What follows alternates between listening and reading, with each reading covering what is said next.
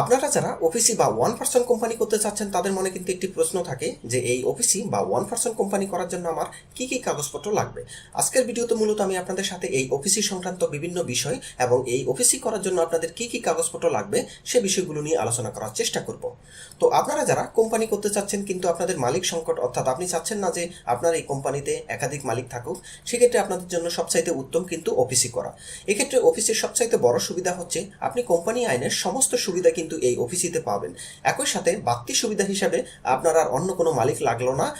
এবং আরেকটি বিশেষ সুবিধা যেটি হচ্ছে যে আপনি এই ওপিসিতে যে মূল মালিক থাকবে সে যদি মারা যায় বা কোনো কারণে কোম্পানি পরিচালনা করতে অপারগ হয়, সেক্ষেত্রে কিন্তু তার মনোনীত ব্যক্তি অর্থাৎ তার নমিনি এই কোম্পানির পরিচালক হবে এবং তিনি এই কোম্পানিকে পরিচালনা করতে পারবে। অর্থাৎ এই ওপিসিতে কখনো মালিক শূন্য হিসাবে থাকবে না।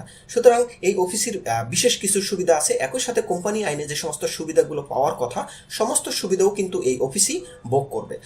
তো চলুন এখন আমরা দেখে নেই ওপিসি করার জন্য আমাদের কোন কোন কাগজপত্র বা কোন কোন তথ্যগুলো দিতে হবে। এক্ষেত্রে প্রথমে যে ডকুমেন্টসটির কথা বলা আছে সেটি হচ্ছে সদস্যের জাতীয় পরিচয়পত্রের কপি। অর্থাৎ যে ব্যক্তি এই অফিসের মূল মালিক থাকবে তার এনআইডি কার্ডের কপি বা জাতীয় পরিচয়পত্রের কপি বা ভোটার আইডি কার্ডের কপি, যে নামেই জানুন না কেন সেটি দিতে হবে। কারো যদি জাতীয় পরিচয়পত্রের কপি না থাকে সেক্ষেত্রে তার পাসপোর্টের কপি দিতে হবে। এরপরে এই সদস্যের টিন সার্টিফিকেট অর্থাৎ ট্যাক্স আইডেন্টিফিকেশন নম্বরের কপি দিতে হবে। একই সাথে তার পাসপোর্ট সাইজের কালার ছবি দিতে হবে। সুতরাং যে ব্যক্তি এই অফিসের মূল মালিক থাকবে তার জাতীয় পরিচয়পত্র, টিন সার্টিফিকেট এবং পাসপোর্ট সাইজের ছবি দিতে হবে। একই সাথে দ্বিতীয় যে ডকুমেন্টসটি সেটি হচ্ছে নমিনির, অর্থাৎ এই যে মূল মালিক যাকে নমিনি করবে তার জাতীয় পরিচয়পত্রের কপি, তার যদি টিন সার্টিফিকেট থাকে সেটির কপি এবং পাসপোর্ট সাইজের কালার ছবি দিতে হবে। সুতরাং যে মূল ব্যক্তি এবং যে নমিনি তাদের দুজনেরই কিন্তু সমস্ত কাগজপত্র লাগবে।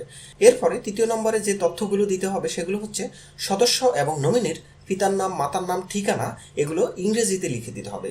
ইংরেজিতে দিতে হবে এই কারণেই যে অফিসিতে কিন্তু সমস্ত তথ্যগুলো joint stock, register of joint স্টকে আমরা ইংরেজিতে সাবমিট করি। অর্থাৎ এই যে অফিসের গঠনতন্ত্র সেটি কিন্তু ইংরেজিতে প্রস্তুত হবে। সুতরাং আপনার যে সমস্ত বেসিক তথ্যগুলো সেগুলো সব কিছুই কিন্তু ইংরেজিতে লিখে দিতে হবে, তাতে করে ভুল হওয়ার সম্ভাবনা কম থাকে। এরপরে চতুর্থ যে ডকুমেন্টস লাগবে সেটি হচ্ছে সদস্য এবং নমিনির মোবাইল নাম্বার, ইমেল অ্যাড্রেস, একই সাথে তার সিগনেচার অর্থাৎ স্বাক্ষর দিতে হবে। সুতরাং যে সদস্য অর্থাৎ মূল অফিসের মালিক থাকবে তার মোবাইল নাম্বার, একই সাথে তার নমিনির মোবাইল নাম্বার দিতে হবে, ইমেল অ্যাড্রেস দিতে হবে এবং সিগনেচার দিতে হবে। এরপরে সদস্য এবং নমিনির মধ্যে সম্পর্ক কি সেটিও কিন্তু স্পেসিফাই বা উল্লেখ করে দিতে হবে। এরপরে এই যে অফিসের অফিস অ্যাড্রেস কোথায় হবে সেটি কিন্তু স্পেসিফিকভাবে দিতে হবে। অফিসের অফিস অ্যাড্রেস কিন্তু সারা বাংলাদেশের যে কোনোখানেই আপনি রাখতে পারবেন। সেটি ইউনিয়ন পরিষদের মধ্যেও রাখতে পারবেন, আপনি চাইলে উপজেলার মধ্যেও রাখতে পারবেন, আপনি চাইলে সিটি কর্পোরেশনের মধ্যেও রাখতে পারবেন, কোনো সমস্যা নেই। অনেকেই জানতে চায় যে ইউনিয়নের মধ্যে অফিস অ্যাড্রেস রাখা যাবে কিনা, এক্ষেত্রে কোনো সমস্যা নেই। এরপরে এই অফিসের মাধ্যমে আপনারা কি কি কার্যক্রম করবেন তার তালিকা দিতে হবে। এক্ষেত্রে আপনারা অনেকগুলো ব্যবসার নাম কিন্তু বা তথ্য আপনারা এখানে দিয়ে দিতে পারবেন। এরপরে অষ্টম যে ডকুমেন্টসটি লাগবে সেটি হচ্ছে কোম্পানির অনুমোদিত মূলধন, অর্থাৎ এই অফিসের অনুমোদিত মূলধন কত টাকা হবে।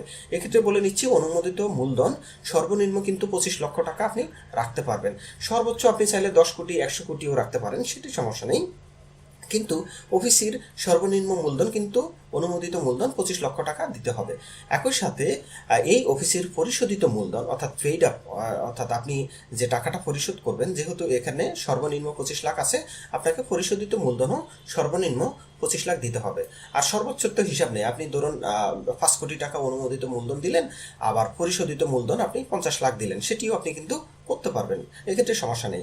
কিন্তু অনুমোদিত এবং পরিশোধিত সর্বনিম্ন 25 লাখের নিচে কিন্তু আপনি রাখতে পারবেন না। সুতরাং আপনারা যারা অফিসি করতে চাচ্ছেন তারা কিন্তু আমাদেরকে এই তথ্যগুলো দিলে আমরা আপনাদের অফিসি করার ক্ষেত্রে সহযোগিতা করতে পারবো। আর এই অফিসি সংক্রান্ত যদি আরও কোনো তথ্য আপনাদের প্রয়োজন হয়ে থাকে, কোনো অজানা বিষয় থাকে, সেগুলো কিন্তু আমাকে ফোন দিতে পারেন। আমার ফোন নাম্বার 01714543232। আপনারা ভালো থাকবেন, সুস্থ থাকবেন, সবাইকে ধন্যবাদ। আল্লাহ হাফেজ।